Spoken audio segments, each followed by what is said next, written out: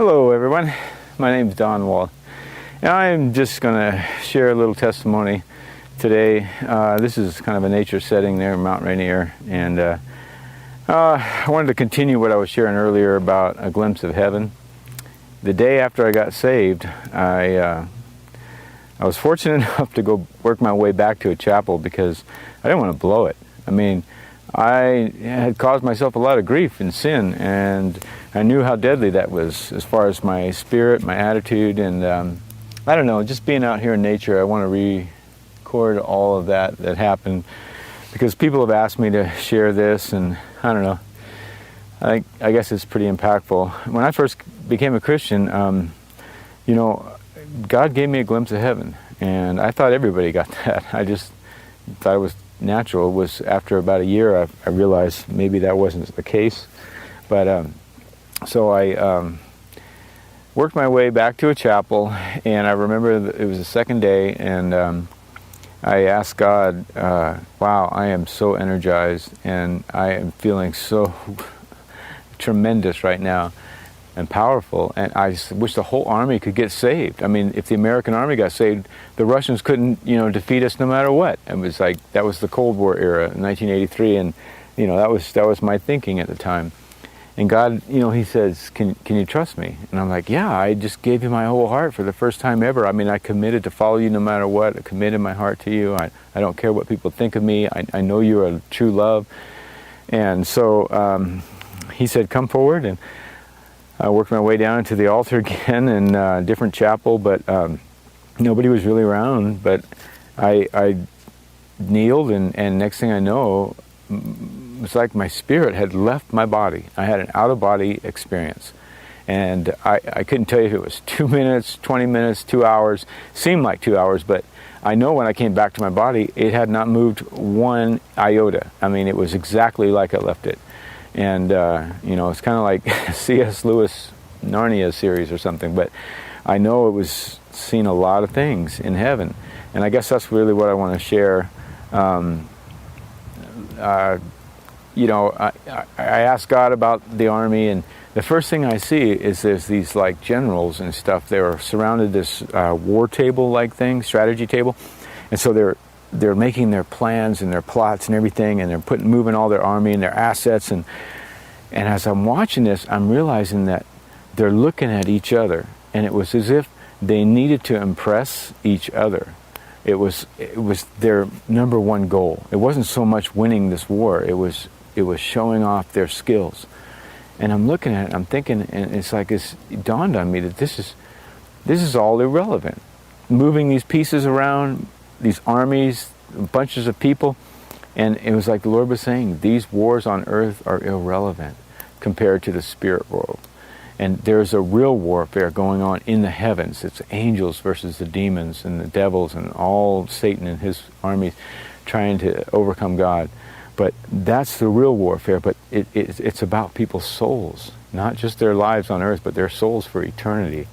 And I remember as I'm watching this, it's like not just army, but it's the same in business and corporations, and you know, people who are striving at the top of the ladder to try to impress others and prove themselves. It's because they need that public affection from men. It's as if they don't have that love that I shared about earlier, about, you know, that vulnerableness, that openness, that realize they need to be loved, and they want to love others freely and openly, and that's their heart, and that's what makes life tick for them. And if you don't have that, if you haven't found that connection and realization in yourself, you know, you're left with a lot of insecurity. And these generals were all about looking for security through their works. And as I'm there and I'm realizing this, all of a sudden I realize I'm looking around, and I'm in this place. I mean, it was like the highest place above my body. I call it Zion because Zenith is supposed to be the highest place above us, whatever, as we go straight up as high as the heavens. And all I could think is that, you know, I'm looking around and I'm realizing that we're not breathing. We don't need to breathe. I'm in this heavenly place, and you know, there's an atmosphere, but we don't need to breathe, and our bodies are perfect. We're in the prime of our life. It's like there's no imperfection. Everything, any disease or problem that you've had in this life, your heavenly body is perfect. And we don't have any sin nature whatsoever. It is totally gone, and you don't struggle with that at all. Your heart for others is totally pure, and you want to bless others constantly. It's like your nature. And everything is so vibrant. It's like there's not a sun to light up everything like there is in this beautiful setting, but there's a light that comes out of you. It's like a joy. It's an aura that comes out of everything, even the trees and everything that's created in God's kingdom. And there wasn't like air that we needed to breathe, but there was an atmosphere. It was like a current of love. That's all I could say. And everything moves in and out through that current of love. It pervades everything. And it's God's presence. And God is right beside us all the time. His presence is right there, and He's not bothering us. He's not overbearing or anything. But if you have a question, if you want to know something, He doesn't make you go study it in a book or something. He gives you the answer right there, because He delights in sharing all that He is with you. And the more you know of Him, it's the deeper bond that you get. You know, it's a deeper love and bond. And so, you know, the first reaction when you see somebody in heaven, it's like you want to bless them. You want to, you know, tell a joke or give them a compliment or tell them a story or things that, you know, would lift them up. And that's everybody's first desire. And everybody's doing that. You know, it's like everybody also is receiving that. And so from there, I remember if I wanted to go someplace with people, I just went, translated in the spirit or something. You didn't need wings to fly. You just, you were gone. And everything was so beautiful, the fields and green things. And I remember being by a river at one point, and I'm standing with people that know me and that I love. I don't know them, but we're singing songs, and I didn't know, you know, anything that time, but I guess they were praise songs, and it just felt so good and so natural. And everybody was just, you know, one heart. And I remember even meeting ancestors like that knew me from way back generations, and they were like giving me big hugs. We knew you could make it. We knew you'd give your heart to Jesus. You know, we knew we loved you, and we've been praying for you.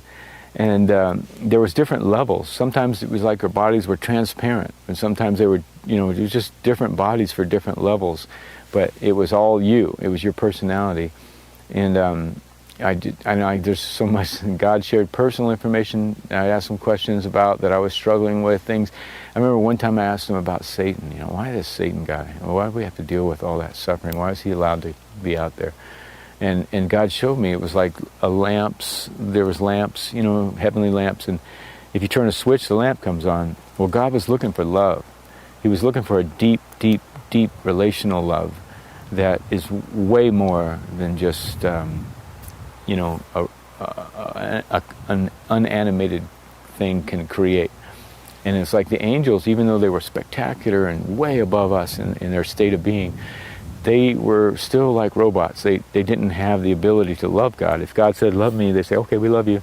But it wasn't real. There was no depth to it. He wanted the kind of love like you're walking hand in hand through a park with a friend, and if a danger was to arise, you would immediately, without thinking, lay down your life to protect your friend, you know, and your friend would have that same desire.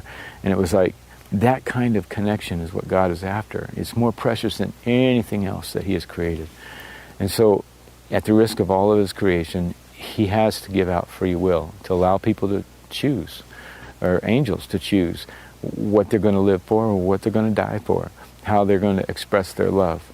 And to do that, in giving out free love, it's like some of the angels just blew it right off the bat. It was, you know, you can take that opportunity to love, and you can extend it to somebody else, and you can express your need to love them and tell them how much you appreciate them and care about them, and then if that love responds and comes back to you, it's so wonderful, it's so fulfilling.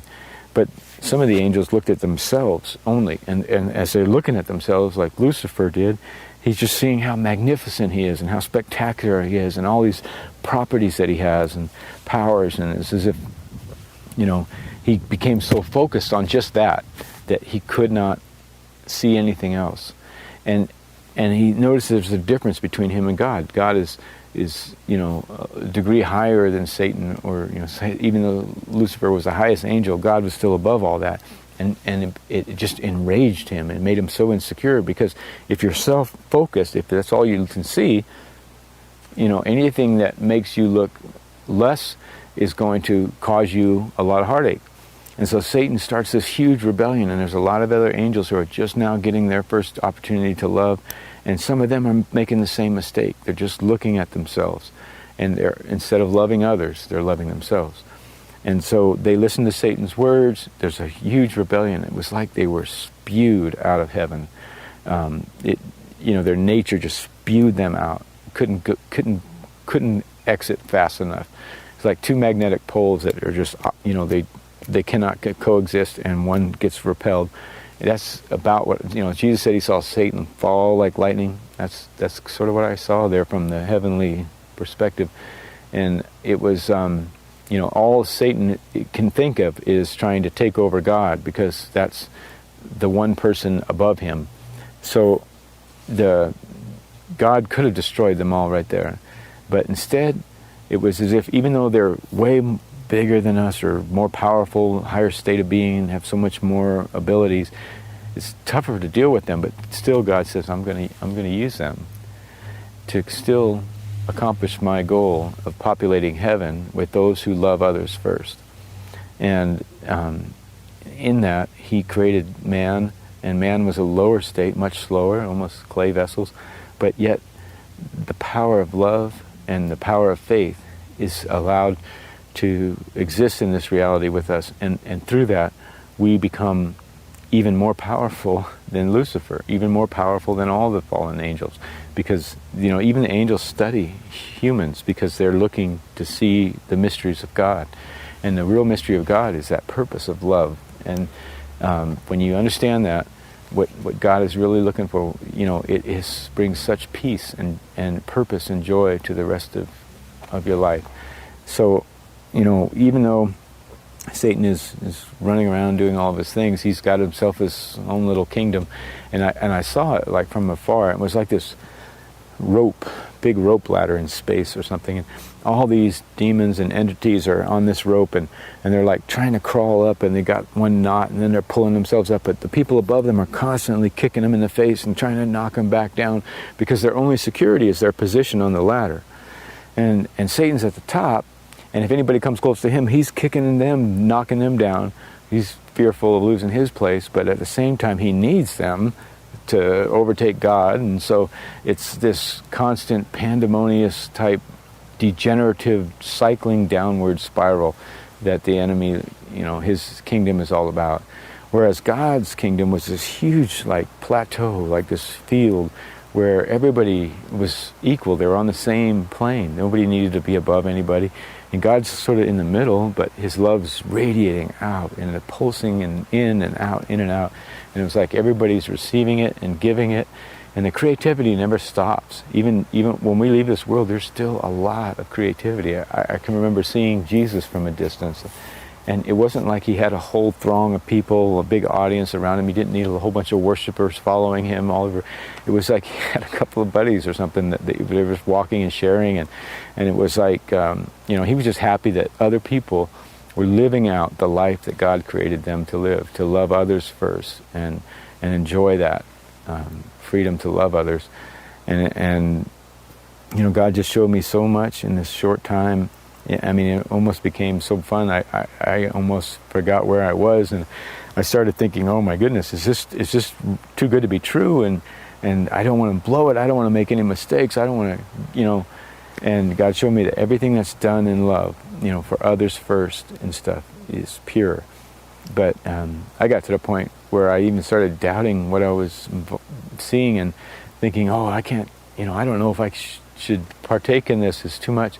And at that point, the glimpse stopped. It was like I started coming back to my body, and I'm like, no, take me back, please take me back.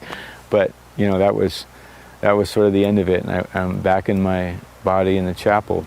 But there was this. God has so much for us, so much. This is just a temporary existence. Do not even think this life has anything to compare with what comes in the next life. I mean, there is just so much. Every soul that you meet in heaven is like another heaven. It's all relational.